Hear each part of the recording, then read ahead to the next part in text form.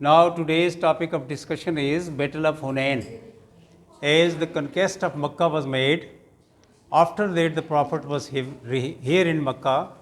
Meanwhile, Banu Hawazin and Banu Saqif, two major tribes, the brethren of Quraysh, they settled there in these areas. And they have their 12 tribes, and Banu Hawazin had their 12 and 13 tribes. So they all get together and they decided that we are not covered eyes people. We will fight against the Prophet Muhammad. Makkans didn't have any courage to fight, and they done that one, and peacefully they have settled down their matters and put down their arms. We will not do this one. They gathered around them 40,000 army, and at that time they decided to attack Makkah. Prophet learnt about their intention. So the Prophet ﷺ decided to take a preemptive action against them. So the Prophet, along with his 12,000 forces, or 14,000, because there was addition in the army of the Prophet which was brought by him to Makkah from Medina, 2,000 more from Makkah. So therefore, the total number of the Muslim army at that time reached to 12,000 or 14,000. In case they were 10,000 from Medina, they reached to the total of 2,000 more 12,000. In case they were for 12,000 from Medina, the total of their in addition, with the addition of 2,000 more, reached to 14,000. Now the Prophet went over there to fight with them in Hunain, because they came over there in Hunain and they challenged the Prophet ﷺ. There is a narrow valley between Makkah and Hunain, and the valley is totally covered with a steep mountain from both sides.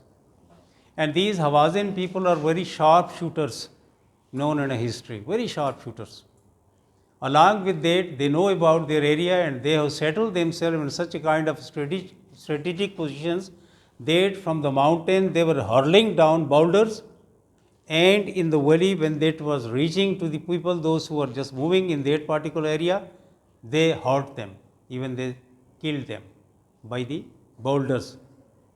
And if you have been in a mountain area, or you have seen such kind of, we can say, pictures of the mountain area, when there is a landsliding, or when there is one boulder is hurled from the top, when that is reaching to the bottom, ultimately that is taking along with it more than 10 or 100 other boulders, and that is very disastrous for the people to settle there.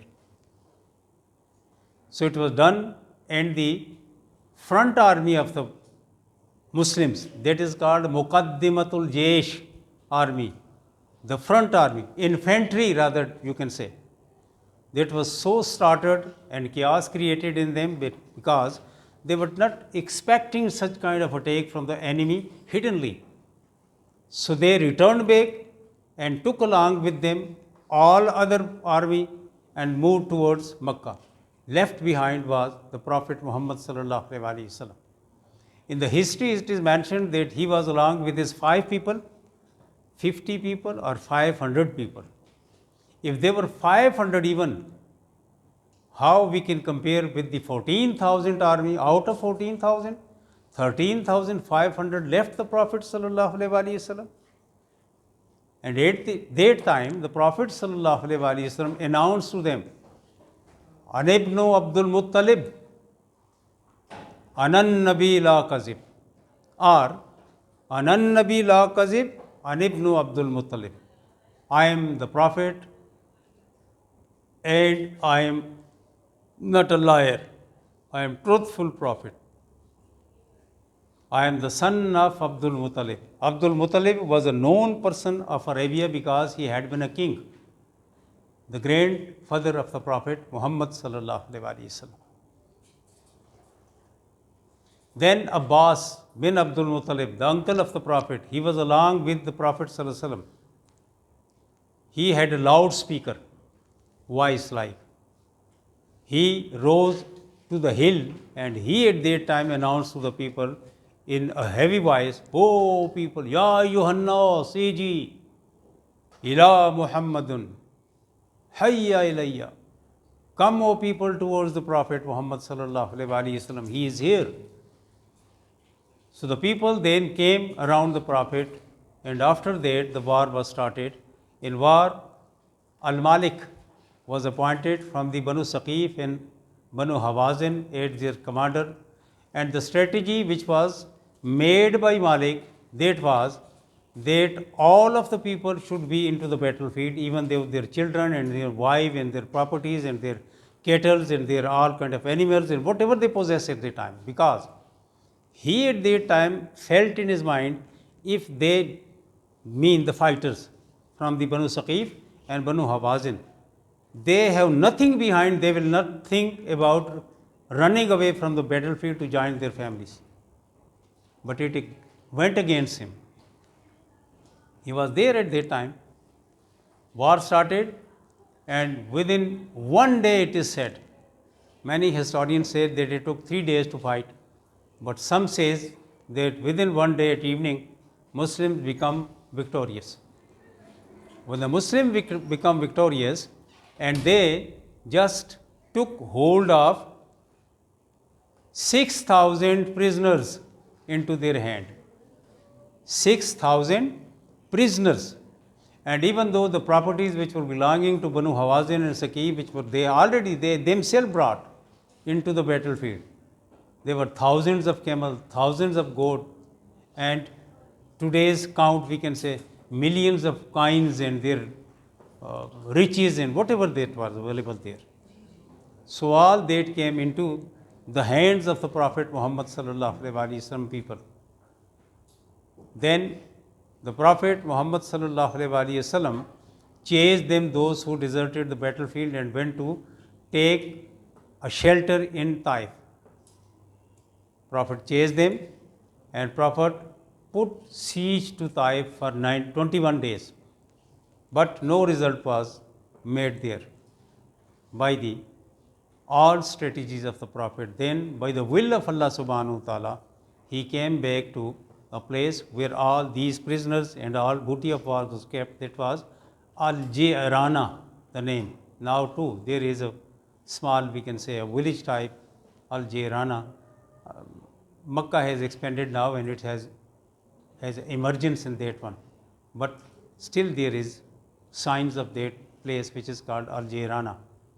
There the Malik, along with his people, those who were in Taif, they came to meet the Prophet ﷺ at that place, and they requested the Prophet ﷺ to excuse us and return back our prisoners which are held with you, our people, and all properties which have been taken in your hand by your people as a booty of war. The Prophet smiled and said, and he also, Al-Malik said, I am embracing Islam along with my people. That was not true. Again, the Prophet ﷺ gave him an option that you can have one out of the two. Either you can take back your properties, or you can take back your people. He went back to discuss with his people and came back with the decision of his people to show to the Prophet ﷺ that we all decided to take back our people. So the booty of war was distributed by the Prophet among his people there, and the prisoners were released. Here an event of Hazrat Shaima bint Haris, the foster sister of the Prophet ﷺ from Halima As-Sadiya, and the name of Halima's husband was Haris bin Abdullah. So Shaima, she was of the age of the Prophet ﷺ, a bit elder we can say. She came to meet the Prophet and told that I am Shaima, and the Prophet said, who is Shaima? She said, you have been with us for the fostering for more than 4 years, and at that time I was your sister, foster sister. The Prophet asked, show me any sign of sistership. She just pulled her sleeve back and told, this is the biting of your teeth is still having a sign with me. One day we fight with each other, and you bite me here, and there was a blood out from this particle of yours biting, still there is a sign. The Prophet smiled and said, what do you want? She said, I want my Banu Sa'd's people be released. The Prophet said, release the Banu Sa'd people. And again, from the booty of war, the Prophet ﷺ given her whatever she was not expecting even, and said to the people, she is my sister. Shaima, her name was. Prophet came back, he offered Umrah in Makkah, and then the Prophet ﷺ left Makkah towards Medina. And he came over there, and there he learned that the Byzantine Empire's forces wanted to attack Medina. It is over. Any question?